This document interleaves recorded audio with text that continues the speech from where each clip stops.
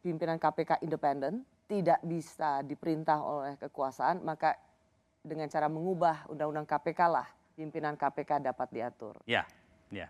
Itu salah satu yang setelah kejadian revisi Undang-Undang KPK kemudian menjadi perenungan saya. Oh ternyata pengen KPK itu bisa diperintah-perintah gitu.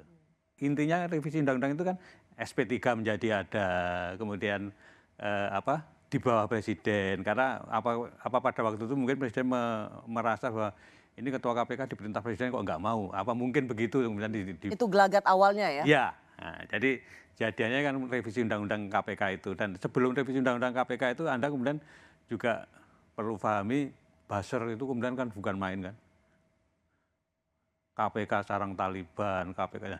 Jadi sehingga civil society pada waktu itu yang membela revisi Undang-Undang KPK itu sangat-sangat sedikit.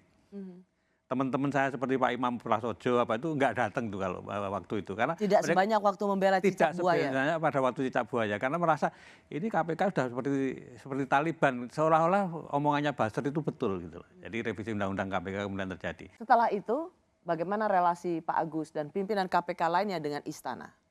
Pada waktu revisi Undang-Undang KPK semua orang mungkin tahu pengen ketemu nggak diizinkan. Bahkan bukan hanya ketemu presiden, ya, ketemu Menteri Kumham saja tidak diizinkan. Saya kemudian diajak Pak Laude Muhammad Syarif ya, ketemu dengan Menteri Kumham, tapi draftnya juga nggak ditunjukkan. Jadi sampai terakhir tuh kami nggak tahu sebetulnya yang direvisi ini apa, itu kita nggak tahu. Bayangkan revisi Undang-Undang KPK selesai dalam waktu berapa? 12 hari dan pimpinan KPK sama sekali nggak tahu apa yang direvisi sampai terakhir. Jadi benar dong KPK sekarang alat kekuasaan untuk menginjek orang?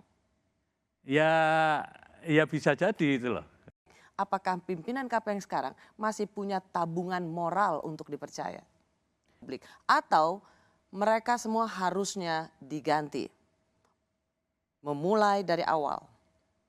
Dan memulai dari awal pun juga perlu kita pikirkan independensi KPK mau dikembalikan atau tidak, ya kan?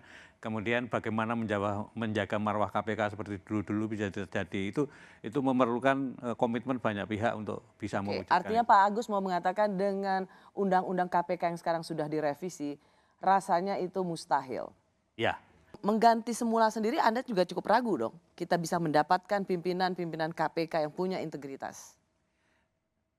Saya kok masih optimis kalau itu, asalkan ya itu tadi panselnya betul-betul orang yang terpilih, orang yang benar, karena seperti kejadian yang tahun 2015 pada waktu panselnya benar kan kemudian juga ternyata masih bisa muncul orang-orang yang cacatnya tidak terlalu banyak gitu.